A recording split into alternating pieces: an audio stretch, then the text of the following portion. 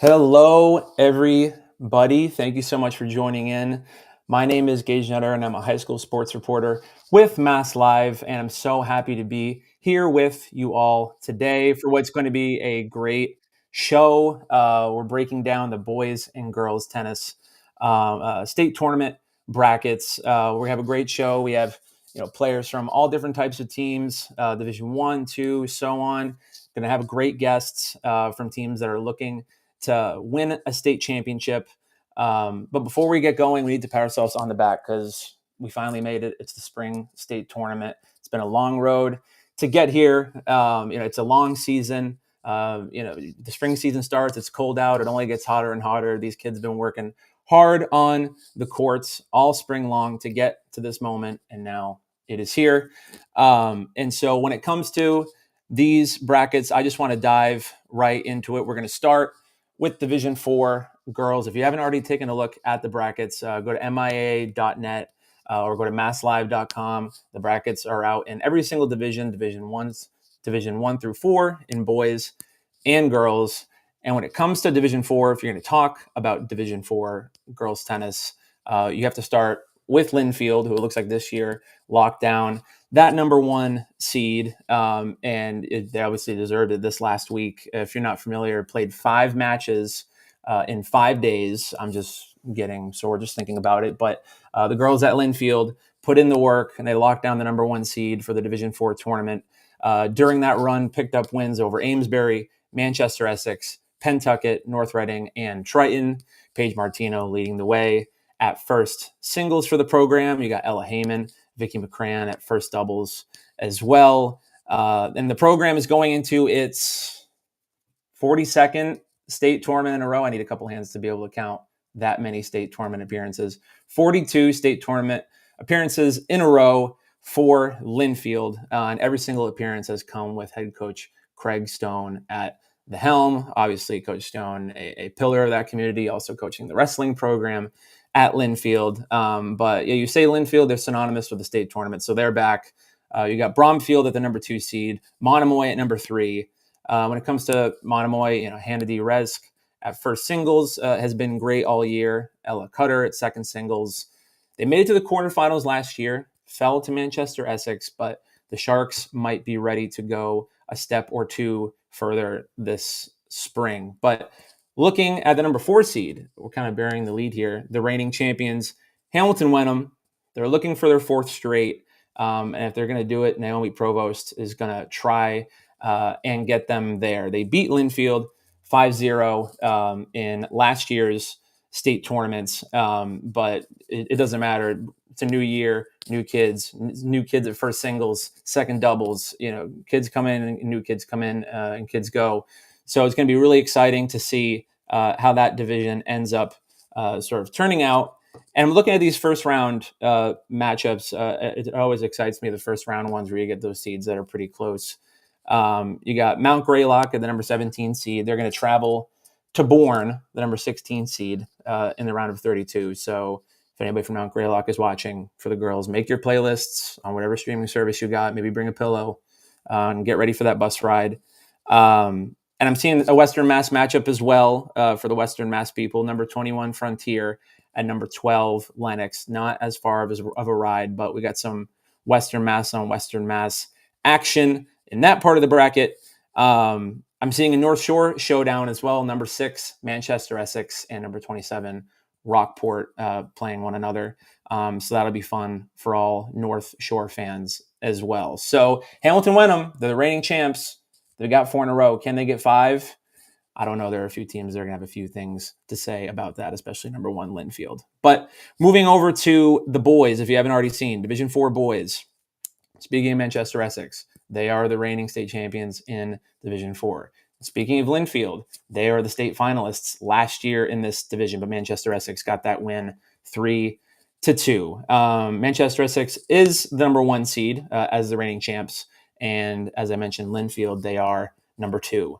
As I say, they were in that title match last year. Just like the girls, both programs are back and looking to take that final step. But looking at the Western Mass side of things when it comes to this division, what interests me the most, number 10 Pioneer Valley Chinese Immersion Charter.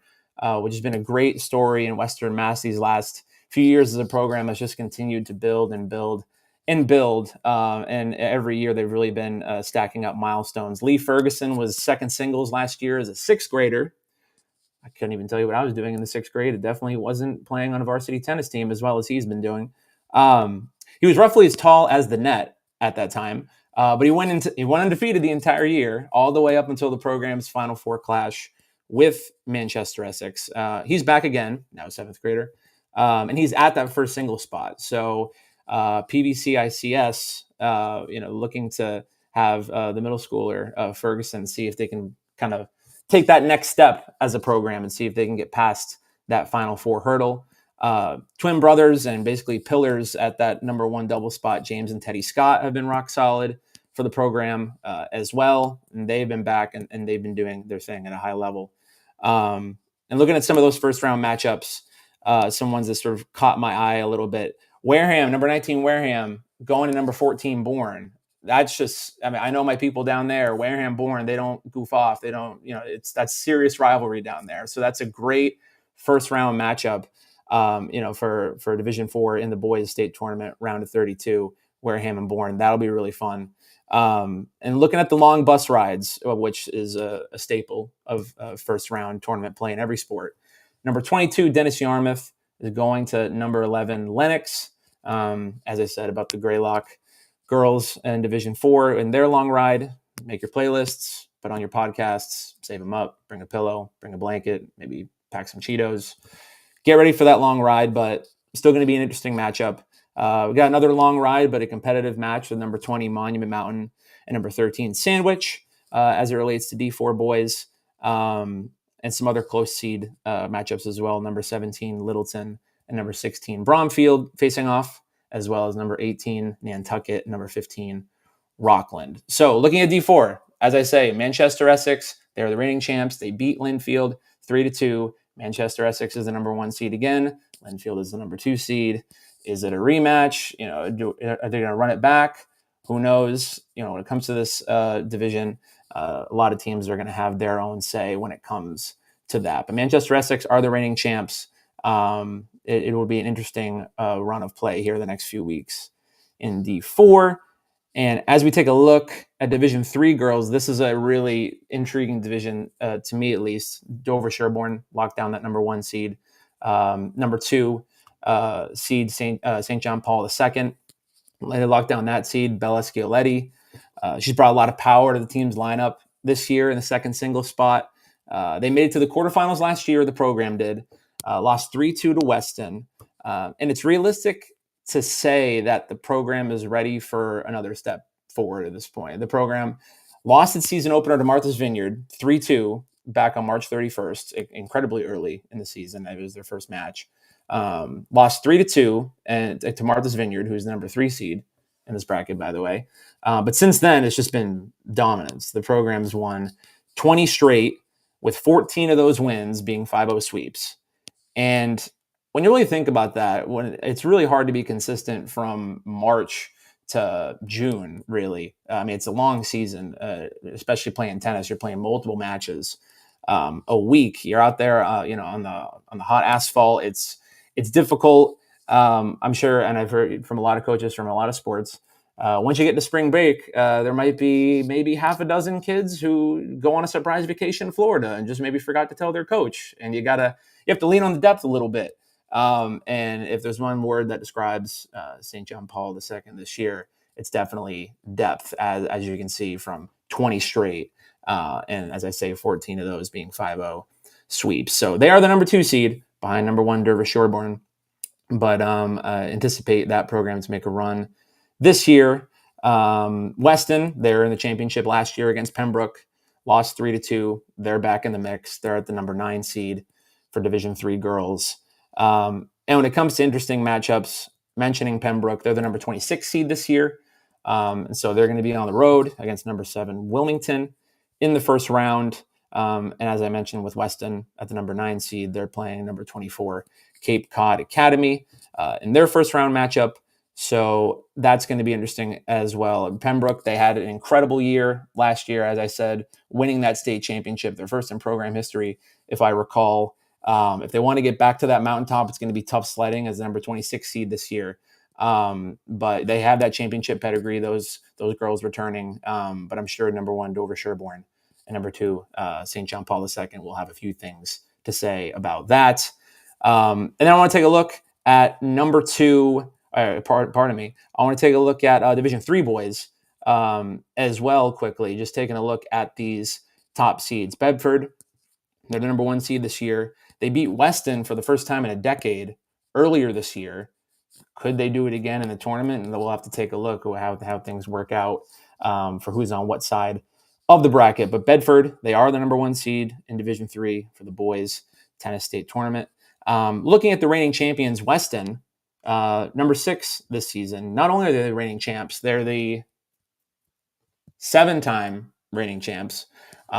Pretty nuts if you just look at that consistency from that program. It seems like every year kids graduate, new kids come in, and they say, "Are we tired of winning state championships?" And the resounding answer every year appears to be no. They haven't gotten sick of it yet at this point, winning 7 straight. So they are the number 6 seed. And it hasn't been a cakewalk for them either. Just looking at their schedule, it's got to be one of the more difficult in Division 3. They have a decent amount of losses, but if you look at the losses and how competitive they've been, they played Needham, a D1 program, Newton South, Division 1, Concord Carlisle, Wellesley, Acton Boxborough, Wayland, and of course, Bedford. So Weston at that 6th seed, they've got the battle scars, they got the calluses on the hands. So it'll be interesting to see how they progress through the D3 boys tournament as well. And for the Western Mass people watching, we've got some Western Mass representation here in this bracket. Pope Francis made the cut at number 34 and Ludlow at number 33. Pope Francis was going to play number 31 Gloucester in a prelim match, and Ludlow is going to play St. Mary's of Lynn. Looking at the other seeds as well, Cape Cod Academy, they're the number 7 seed. They're undefeated. Number 5, Medfield picked up that number 5 spot. Apponequet at number 4, Newburyport at number 3, and Martha's Vineyard at number 2. So last year, Weston beat Bedford 3-2 in the state championship to lock down their 7th straight. This year, though, as I mentioned earlier, Bedford beat Weston, as I said, for the first time in a decade in the regular season. So Bedford was able to lock down that 1 seed. Going to be interesting if they face each other again. Could Bedford do it a second time? It's not easy to beat a team twice, especially when you get that deep in the postseason, and it's a program like Weston who has that championship pedigree. So D3 boys, another intriguing division, as really 1 through 4, is really, really intriguing this year. And as we move now to Division 2 girls here, and as we do that, I want to pull in one of my good pals here and coworker, Jack Nelson. I'll pull him up here now to join us. So, Jack, first of all, and most importantly, how you doing? I am doing wonderful, Gage. How about yourself, man? I'm locked in and ready to go. This is what All right. this is to me personally. This is what gets me fired up when these brackets come out and it's state tournament time. When we you've been at plenty of courts this year. You can get out there and you can do your thing in the regular season, and it's all great and it's all fun, and but state tournament, and it's the spring too. These seniors, if you lose, this is it. This is what It's over. Yeah. this is what it's all about. So really excited to take a look at this division with you, Division 2 girls. And before we really dive in, I just want to take a look at some of these early round 1 matchups that could be a little bit interesting. As I said earlier, I do love those seeds in the teens when they're kind of close. Really, the more competitive first round matches and really any postseason.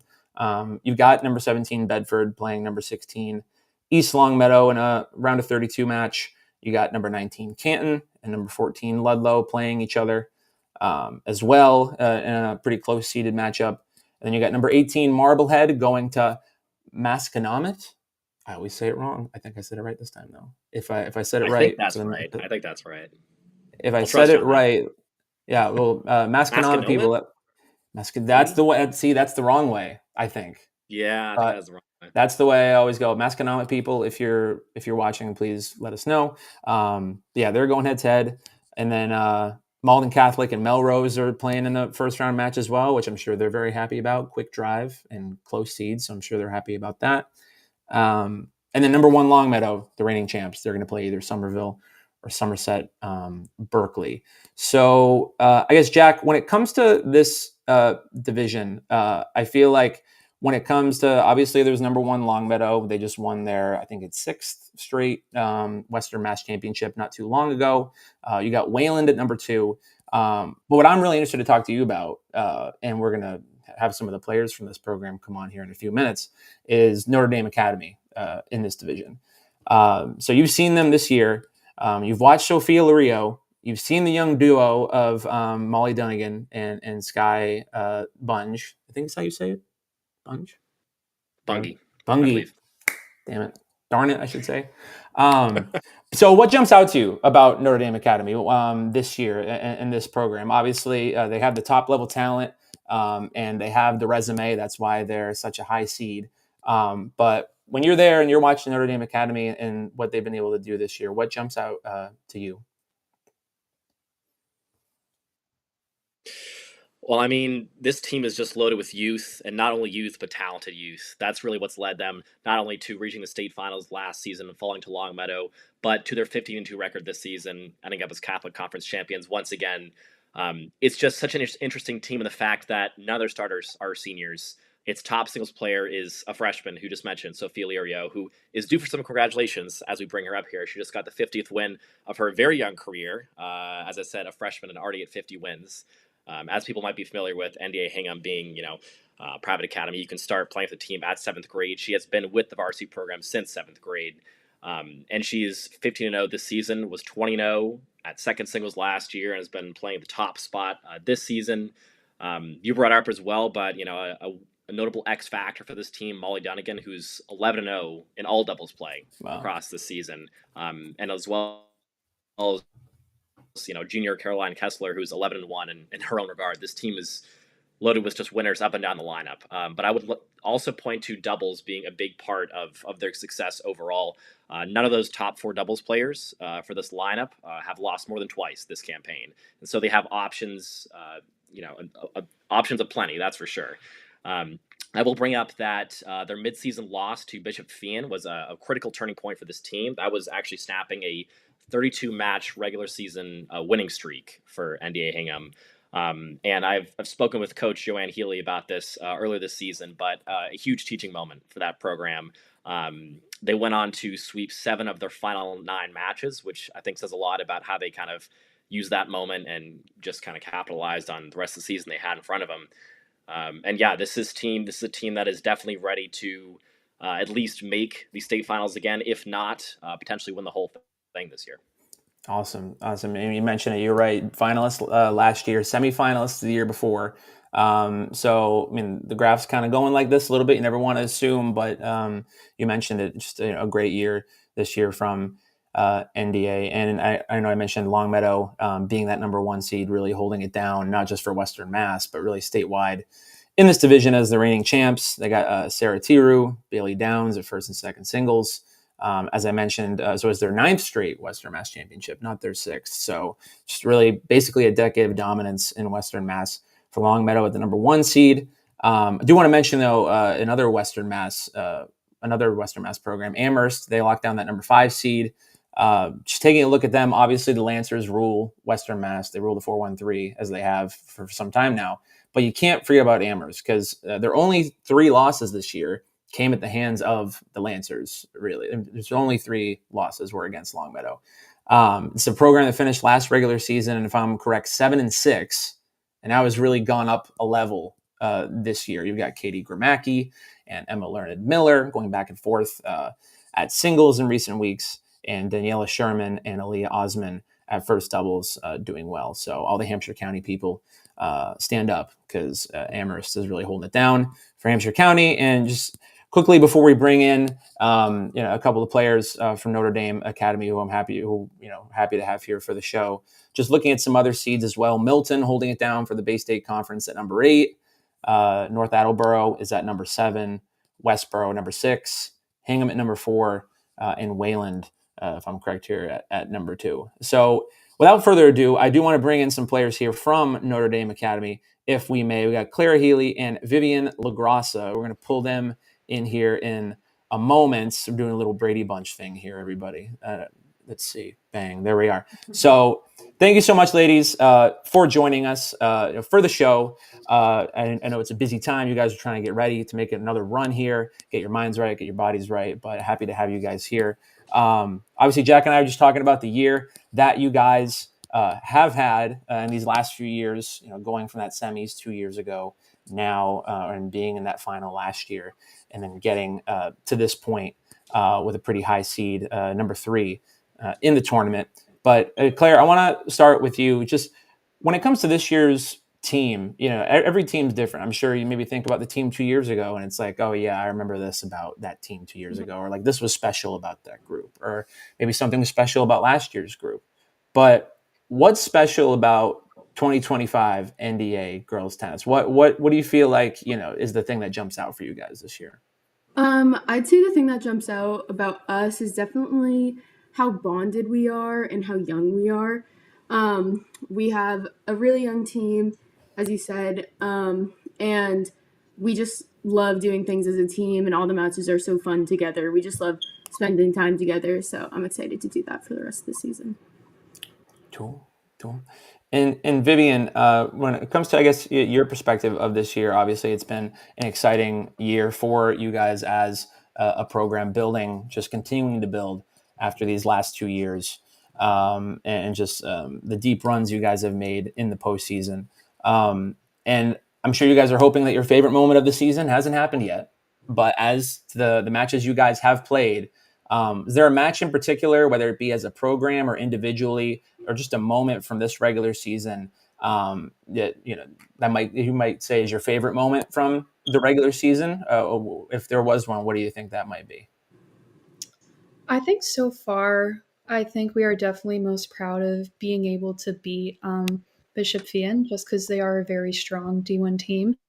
And in the past, we have always been very competitive with them. We've usually lost around 2-3, but we were able to come together. We worked really hard, and we were able to get a win over a D1 team, which we're very proud of ourselves for that. And no matter even if we win or lose, we're always just going to support one another, just like Clara said. So we're really proud of ourselves, especially in that moment. Cool. And guys, I know that just with Sophia stepping into the first singles role this season after Amelia graduated last year, Amelia Ma for other people on the stream here, she's just been so successful this season, 15-0, and as Gage and I were talking about earlier, just got the 50th win of her very young career. She's got so much ahead of her at NDA. What can you guys just say about the leadership you've gone from her, how she kind of like embodies the youth of this team? Yeah, I can take that. So she works so hard, and you can tell by how she plays. She just keeps getting better, and we're just really excited to see how she does in the postseason. I think she'll continue to do great, and yeah, we're just excited to see her grow, especially in the next few years. Cool. I think we may have lost Vivian. Yeah. So that's okay. I appreciate her coming in. I appreciate you coming in, Clara, as well, to talk with us a little bit about this state tournament. Again, it's this tournament, not something you guys are unfamiliar with, but I'm sure you guys are looking to make that final push. So thank you so much for joining us, Clara, and best of luck during the next few weeks. All right. Thank you, guys. All right. That was Clara from NDA girls tennis, and Vivian also joined us, as well. So, Jack, I do want to, as it comes to us having some conversations, I want to bring in another program. As if we're going to talk about Division II girls tennis, it would just sort of be sacrilegious to not talk about Longmeadow. So we got to bring them in. So I'm going to bring in Longmeadow here in a moment, and it's just not one player. It's not two. We got a few. Let me see if I can set this up so we can see everybody. There we go. See, I know how to use technology. Right. I know how to use technology. I'm not that old. So thank you so much, ladies from Longmeadow, for joining us tonight. I'm going to now force you all to introduce yourselves, though, before we move forward. So who do we have here? You go first. My name's MIAA, and I'm a senior at Meadow. I'm Bailey Downs, and I'm a junior.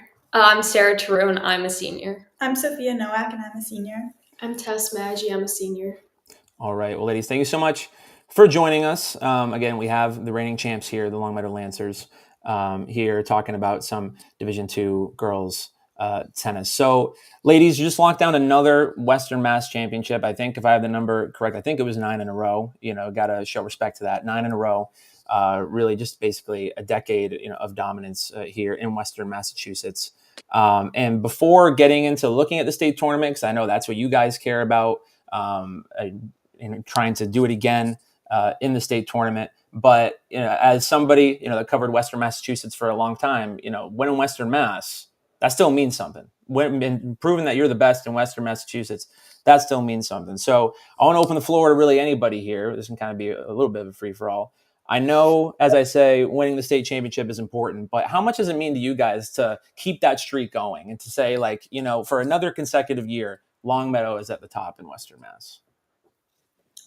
So I think for us, winning Western Mass kind of just continues to prove to ourselves that we put in a lot of hard work in the off season, and we stay united as a team, and we're able to just continue to push through our challenges and continue to get better and continue to get closer as a team. And I think over the years, as you said, we have been sort of on a winning streak, and I think we like to take the time to just realize that it's not an it's become sort of like an expectation, but it is an accomplishment in itself. So just taking the time to realize that and just, embrace what we've accomplished. Right. And as I say, obviously a state championship, that's the sort of thing sitting on the mantle. If I had to guess for you guys, every program they come into a year, and some programs might just want to go 500. They'd maybe like to win one match. That'd probably be nice. But you guys, I'm sure every year coming into, especially this year after last year, I'm sure that was high up on the board for you guys to not only do it once, but to do it again. And there's always this conversation about what does it take to win a state championship? For teams that have never done it before, they don't know. They've never been to that mountaintop. They don't know really what it takes. But sitting in front of me here is a group that has done it. So I guess I would put the question to you guys: what does it really take to win a state championship? What if you had to look back, especially last year? Every year is different. But if there is some way that you had to describe, hey, if you want to win a state championship, you have to have this characteristic. You have to be able to do this. What are those things? What does it really take to win a state championship in girls tennis in this division? I think obviously, like you said, every year is different, and times change, the players change.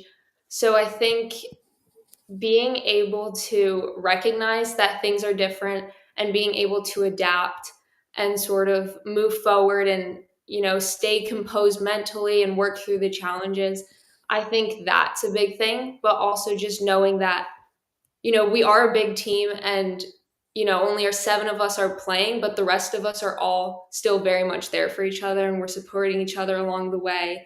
And that it's not just the 7 players on the court that win it for us, it's everyone. Right. Guys, I'm also a little curious about just what the senior leadership has been with this team, from a group that was so critical to last year's state title, and to bring so many people back and bring a lot of that talent, that production. For the seniors who are there, I guess anyone can answer this, but just what's kind of been the approach this season? How do you guys like to lead this team? And what, obviously the goal is the state title, but what's just kind of been this season like as seniors on this program? You want to answer? Okay. Well, we've gone through a couple of changes this year, but one thing was definitely that we added a JV team. So there were a lot of new players introduced this year that we didn't really know before. So I think one thing this season that was really special was us just trying to get to know those people and being supportive of them while also trying to stay competitive. I think one thing that's special about our team is pushing each other to get better while also being supportive of each other. So that's a lot of challenge matches, but also staying to attend those matches and support them when they're playing other teams as well. But staying both competitive and supportive, I think, is one thing that's special to our team and the reason that we've been doing well this year. Awesome. Cool. I don't know where Jack just went. We're kind of flipping all over the place. No worries. I try and figure this. Okay, that looks better. Okay, hopefully Jack's all right. I think he's fine. He usually seems to tend for himself. But thank you so much, ladies, for joining us, for joining the show. Once again, Longmeadow girls tennis, the reigning state champions, the multi-time reigning Western Mass champs. They're going for another one. So thank you so much, ladies, and best of luck the next few weeks. Thank you. Thank you. All right, that was Longmeadow. Thank you so much to them for joining the program. I don't know where Jack went. Hopefully it's okay. It wasn't my turn to watch him, so hopefully somebody finds him. But looking, I think he's back. Wait a minute. Let's pull him in. Wait a minute. 1 second. Jack, I put out a missing persons report. What happened? What's going on here? I fear that my Wi-Fi did in fact cut out in the middle of the call, which of course was going to happen. As you know, Gage, there's always some kind of stuff with these kind of live shows. Wow. So it was a little naive of us to think we could get through without anything happening, but I'm back now. So that's yeah, the chat was going crazy. They said, "Where's Jack? We didn't come for you, Gage. I came here for Jack Nelson." So happy to keep you back in the fold to keep the viewers' eyes attached. But we're just wrapping things up with Longmeadow, and kind of just wanted to take a look here. Speaking of Longmeadow, I don't know if we touched on it. When it comes to them being a Western Mass program, they've stepped out of Western Mass in recent years, and sort of said, like, okay, who else do we got in the Commonwealth? We're running things here in Western Mass. Who else do we got? So they had matches against Shrewsbury, Westboro, and Wachusett this year. Won all of those matches. This Lancer program definitely primed in D2 for the girls. And then quickly, I want to take a look, if we may, here at Division II boys. I mentioned Westboro on the girls' side. Westboro boys, they are the reigning state champions. If I recall, it was their first, I don't know if in program history, it was definitely a long time last year. They beat Duxbury 3-2. And so the Rangers, they are the reigning champs. They're the number 7 seed in this year's bracket, though. In the lead up to last year's state championship, they had 3 years of heartbreak in the title round before finally breaking through and winning last year. That was Caden Chen, who helped them secure that title after a marathon of a number 1 singles match against Duxbury. And then Jordan Holowek worked his way into a singles position as a sophomore last year for Westboro after playing doubles previously. He went 13-2 in singles last year, number 3 singles. And he also played some matches higher up the ladder too. But he was mid-watch A All-Star for that Westboro team. So the Rangers, they have that championship pedigree now, and they are a top 10 seed at number 7. But it's going to be tough sledding with the other programs in this division. Talking about Division II boys, number 1 Hopkinton. It was really interesting to me. I was reading a story from a good friend Kyle Grabowski, who works at the Metro West Daily News. Recently had a story about Hopkinton. They're undefeated for the first time in program history, and they're powered by a junior, Max Sendel, who's an exchange student from Germany. And he's been their first singles man, and he's been great. The program's on a historic run. So it's going to be interesting. Have they caught sort of lightning in a bottle here this year at that number 1 seed, and then having Sendel sort of leading the way? It's going to be fun to watch how they progress. But I do want to take a look, if we can, here at Division I girls as well. We were supposed to have the Wellesley players from the Wellesley girls join us, but if they're not able to jump in, I'm sure we can find our way. But as it relates to this division, though, as we get into D1 now and looking at these girls programs, number 1 seed Boston Latin. They were finalists last year. They fell in the finals, so they're fired up and they're back with a vengeance. So they're the number 1 seed. They lost to Wellesley 3-1. You got Newton South at number 2, Westford Academy at number 3 here in Division II and Division I girls. You got Wellesley at 4, undefeated Wellesley, I should add, and then number 5 Acton Boxborough. And when it comes to Wellesley, Jack, I'm just interested in, I guess, in your perspective as it relates to them, and from what you've seen, from them. I know they got the great 1-2 punch of Bella Goppin and Kimmy Tay. Kimmy Tay? I'm bad with names today. I apologize, everybody. Kimmy Ty. I'm 0 for 2. I'm not doing particularly well today. Kimmy Ty and Bella been very, very solid for Wellesley. One of the better 1-2 punches in the MIAA. And so they are that number 4 seed. What's your, I guess, POV on Wellesley this year, Jack? Yeah, I have to say I am shocked this team got the number 4 seed. They were the state champions last year, went 23-1 last season and 19-0 this season. I mean, they could not have won any more matches than they did. They took every assignment, every match, and just lived up to the challenges and met the tasks. Now, I think the reason they were the number 4 seed is really the strength of schedule. That really hurt them, just looking at how the MIAA kind of reasoned its way through those rankings. They had the weakest strength of schedule of any of those top 4 teams, but worth noting that their margin of victory, the average margin of victory, was larger than any team in the bracket. So this team has won and won handily. They've swept 14 of 19 matches this season, which is something that definitely says a lot about a program.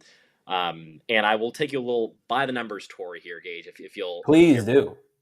I got some numbers for you. So not only 19-0 this season, they've won 36 consecutive matches dating back to midway through last season. As you mentioned, the top 2 singles players, Bella and Kimmy, are combined 25-1 at first and second singles. Now, Bella is playing primarily at first, Kimmy at second, but the 25-1 combined. And Kimmy in particular, 177 of 193 games she has won this season, which is just a remarkable, just ridiculous. I think that's good. I think it's good, Gage. I think it's very good. I think it's very good. And Bella, in her own regard, has won 84 consecutive games to end the season. So she has lost only once, and that was in her debut. Worth noting that Bella actually was not planning on returning to this program at the beginning of this season. She was planning on taking her talents over to the USTA circuit as someone who's very, very highly ranked in New England on the USTA scene and in the region. But she came back for the 7th match of the season and has been starting at first singles, basically picking up right where she left off last season, has been just as dominant. And so Wellesley will have both of those two in the fold to begin the postseason. But it really, it goes beyond just those two in terms of their dominance. The crazy part is that despite how great Bella and Kimmy have played, neither of them are the winningest player for Wellesley this season. That's Sarah Mackey, a senior at third singles. She's 16-1 in her own respect. And that just says a lot about this team's depth. It's something I've talked with Coach Rob Miller quite a bit this season in terms of just the options they have, even beyond the starters they're putting out on a regular basis. And yeah, as you mentioned, Gage, I mean, Bella and Kimmy, probably the best 1-2 punch in the state. I can't imagine there's a better 1-2 option among those 3 other top 4 seeds that Wellesley is among that can really compete with those two at that highest level. I will say also watch out for the sophomores, or the sophomore Mia Chung and junior Sari Hart at first doubles. They're 14-0 at that spot. They actually have been undefeated ever since they were first paired together last season. So they've been just terrific from the get-go, have carried over that success from second doubles last year to first doubles this year. And Wellesley is 19-0 as a result of them and quite a few other major contributors for this program. Well, instant chemistry with that pairing, and they're riding the wave. And so, yep. Wellesley, as we say, the number 4 seed, which, Jack, as you say, might raise some eyebrows, but I'm sure that's thrown gasoline on their fire a little bit if they weren't already ready to go. And then looking just at some first round matchups very quickly, a little bit interesting. You got number 16 Belmont going to number 17 Newton North going to number 16 Belmont. So everything you want in a first round matchup, if you're a player or coach, short bus ride and competitive. So they got that. Win situation. Yeah. And then number 18 Shrewsbury is going to play number 15 Natick, another one with 2 seeds in the teens. And you got number 19 Waltham going to number 14 Arlington. So again, competitive short bus ride. And we mentioned Wellesley. They're going to play either Malden or Revere in their first round game.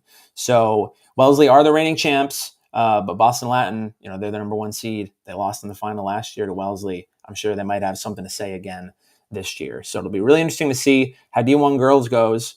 And as we wrap up here, we have now made it to Division I boys. So I do want to just take a look here.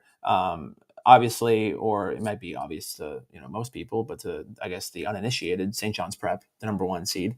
Just another great year in the making for the Eagles, and we're going to pull in a couple of players from St. John's Prep here in 1 second. But they might even be deeper this year than they were, last year. I know last year, John DeAngelis, great, phenomenal for St. John's Prep, and he's following an injury, he had to step back. But then you got Rudier Malaya has stepped in, and he's been phenomenal. He's number 1 ranked in New England for boys 16 and under by the USTA, last time I checked at least. So he's plugged in, and he's been phenomenal at St. John's Prep. A big reason why they're the number 1 seed. You got Acton Boxborough at number 2, Brookline at 3. And I'm really interested to hear your perspective on all these teams. Newton North at number 4. Really interested in your perspective on all these teams, Jack. But if we're going to talk D1, as I mentioned, we do have some Eagles flying around in the building here. So I'm going to pull them in here in a second. I'll pull them in here right now. We're going to probably do a Brady Bunch style thing like we did earlier. Gentlemen, hello. Thank you so much for joining us. Thanks for having us. Thank you. So I know we were introduced before we started the show, but for the people that don't know, could you just introduce yourselves? I'm Luke Prokopis. I'm Jack Prokopis. I'm Luke Free.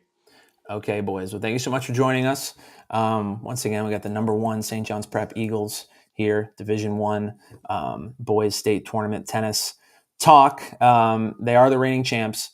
And gentlemen, I guess I just want to open it up to you. Coming into this year, a year after, winning, a title, it's hard enough to win 1 title. It's in any sport. It doesn't matter what sport it is. Especially in tennis with just the match congestion sometimes, especially late in the season, you get rainouts and it's like, oh, we're playing 3 and 4 days now. What the heck? Where's my Gatorade? But you guys have done it and you've locked down that number 1 seed. I guess I'll just open this up, or I guess I'll ask you, Mr. Free. So what's your perspective when it just comes to this year's group? I'm sure last year's group, special, obviously, it goes without saying. This year's group, though, what jumps out to you about these guys, these Eagles this year in 2025? What makes you guys unique, do you think? Yeah, I think our camaraderie is definitely very special. We've all known each other for so many years, even with the new introduction of Ruder to our team. We've all grown up playing together and training together, so we've known each other for years, and it's just building on those relationships. We're all so close. We all know each other, the way we play, so it really makes practicing really easy. We know what we do well, what we struggle with, what we need to improve on. So pretty much a similar group of guys as last year. So just building on that and staying consistent with what we're doing and, pushing forward. Cool. And for Jack or Luke, for you guys, there's no question the hunger is there to go back to back. And the conversations I've had with you guys and with Coach Metropolis, there's certainly that hunger to go back to back and be state champions once again.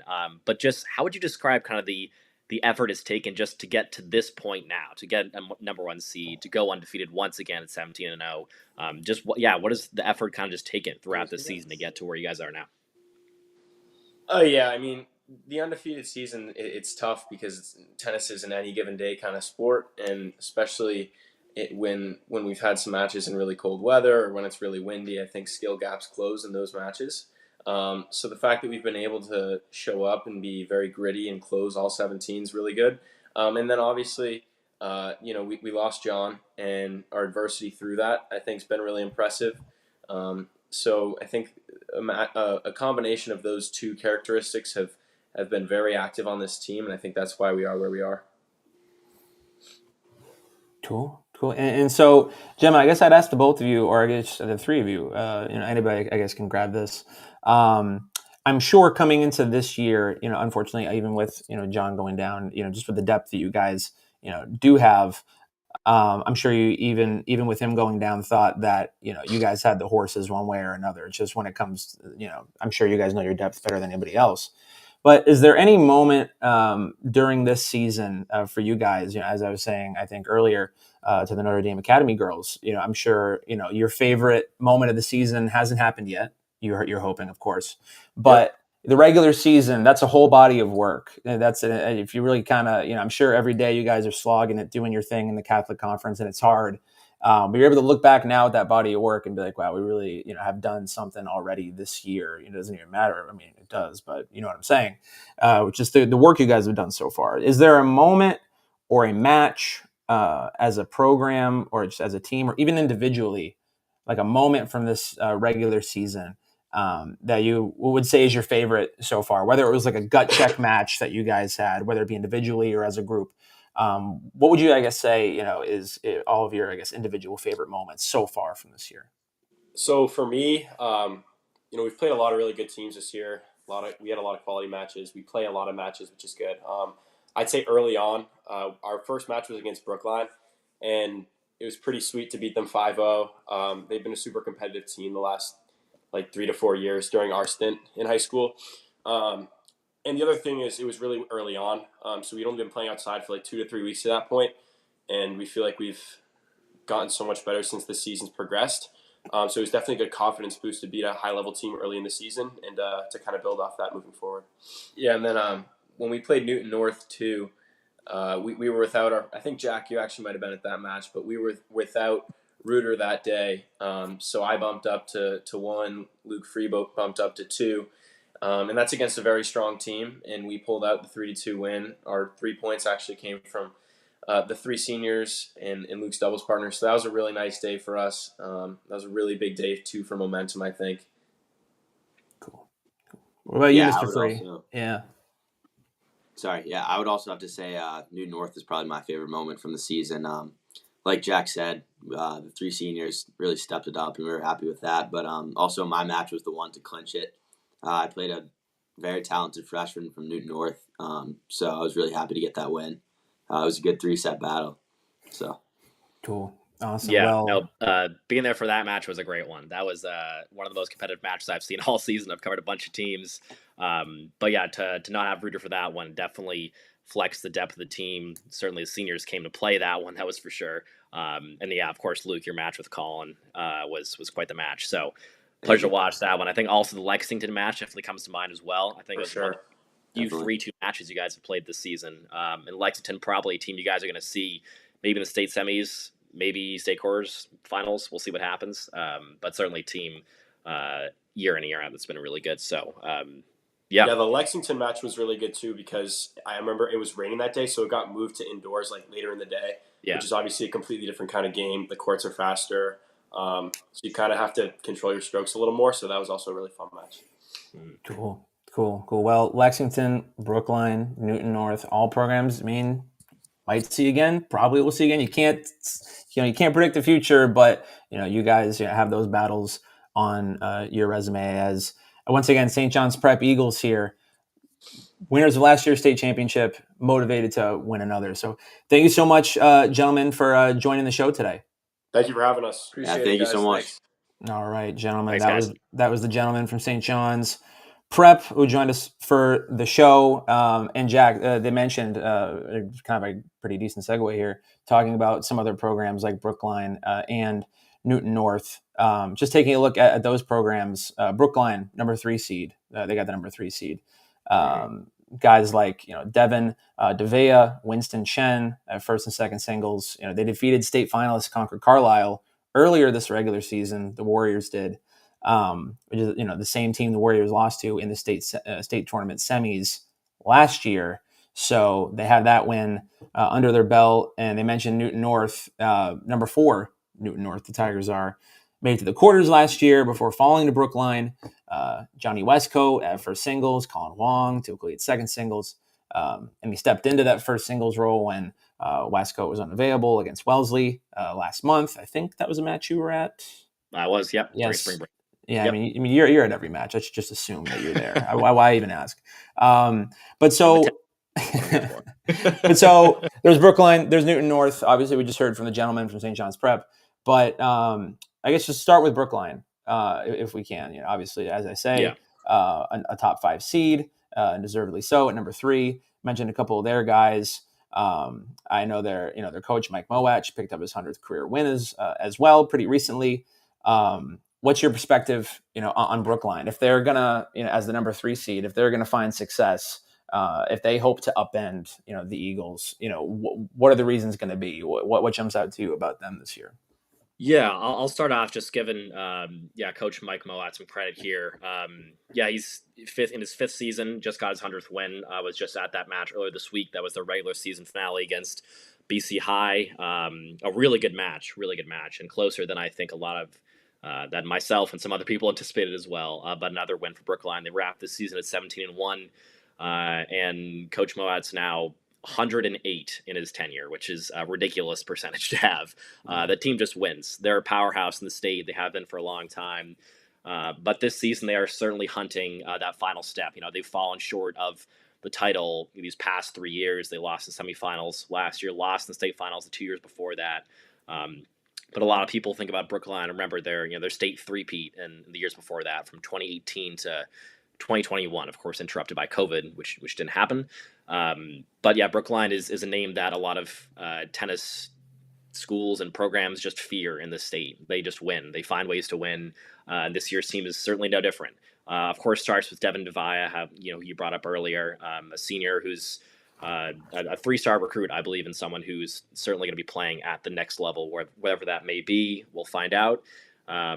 But someone who just wins, just straight up wins at that top court. And that's exactly who you need, the first single spot. You need someone who's an automatic W every time they walk out on the court.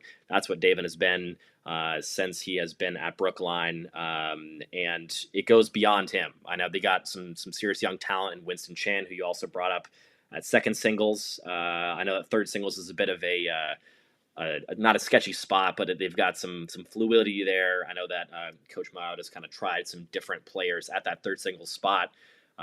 But we have to talk about Brookline's first doubles team, Kieran and Ravin Batsia. They have been terrific their entire careers. They are now, I believe, 64-2 all-time in doubles, which is another just remarkable record. Those two are incredibly consistent. They hit a flat ball, which a lot of teams are not prepared for, and they just get the ball back. It's as simple as that. And they do what they need to do to win. They are twins. They're like on the same wavelength all the time when they're on the court. Coach barely has to talk with them and check in with them during changeovers. And they're probably the best doubles team in the state for my money. I know they're the number 1 seed in the upcoming state tournament for the USTA, for the Massachusetts State Tournament that's upcoming this Memorial Day weekend. So they'll be competing at that. Certainly a favorite to win that tournament. But for Brookline, that twins duo at first doubles has been a huge part of their success. And I know that this is, in a way, a bit of an all or nothing year for Brookline. They, of course, are bringing some talent back next season, but they will be losing their top singles player and their top doubles duo from this season. So this is really, this is it for Brookline this year. And I'm sure they'll find a way to build back. They are Brookline at the end of the day. But this team is, I think, certainly ready to take that next step and potentially meet St. John's Prep in the final. We'll see how that pans out. Right. I mean, that's, as you say, one team that could meet St. John's Prep in the final, but another team that I'm sure is going to do their best to get to that point as well as in keeping it in the Bay State Conference, Newton North. We just chat about them. I know I mentioned Johnny Westcoat, they're typically at first singles, and then Colin Huang as well. I know you've seen them a decent amount as well. Interested, I guess, in your perspective, I guess if we're going to go over to the Tigers den here for a minute, your perspective on Newton North. I know you mentioned when it comes to Brookline, just a lot of really great senior talent, but when it comes to Newton North, what jumps out to you about the Tigers here in 2025? Yeah, I think a player that does not get enough appreciation for this Newton North team is Warren Feldman at third singles. He's been terrific all year long. I don't know if he's lost a match this season. I got to check the stats on that. But he was one of those players who got a win in that match against St. John's Prep that we were just talking about with the players earlier on this show. He's someone who could very well play at the second spot or even the top spot for a lot of other programs. But Newton North just has so much talent at their disposal that he's playing third singles right now. And as you've also brought up, of course, Johnny Wascoat at top singles and Colin Huang at second. Those two guys they're terrific, especially I would say Colin coming in as a freshman and playing second singles. For my money, maybe the best boys freshman in at least in the division, maybe in the state. But I've seen him a couple times now, and he certainly plays well beyond his years. And so that top trio in singles is really what leads Newton North. But also worth noting that at doubles they do have some strength and some power as well. I mean, when I went to see them play against Prep a couple weeks back, it was their second doubles team of Jen Green and Gabe Lovitz that actually beat Prep's second doubles team. And as people know, Prep does not lose a lot this season. They did not lose individual matches. Of course, they haven't lost as a team, but for Newton North to get that second doubles point was huge in that match. It put them in a chance to actually, potentially beat Prep. Of course, didn't end up happening. Prep won 3-2 in that one. But Newton North has that talent at doubles as well, and certainly worth noting. And a team that, fell in, I believe, the quarterfinals last season to Brookline, actually. They seem to end up meeting in the postseason quite a lot as Bay State foes, and they've been going back and forth at the top of the Bay State Conference for quite some time.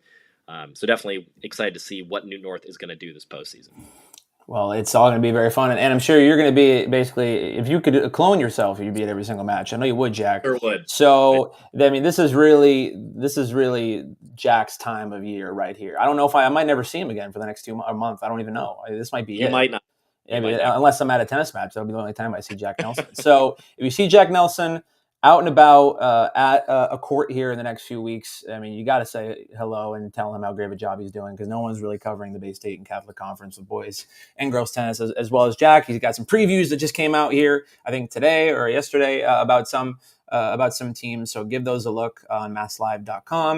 And I want to say thank you to everybody that joined us, Jack included, of course. Our friends at St. John's Prep, the boys tennis team, the Longmeadow girls as well, the NDA girls. Everybody that came along and joined the show. Definitely appreciative for your time as you all get ready for this one last run at state championships. So once again, my name is Gage Nutter. This is Jack Nelson. If you want to stick or stay tuned to state tournament postseason content, not just boys and girls tennis, but all of the sports, we got it all for you. So thank you so much, everybody, and have a good night.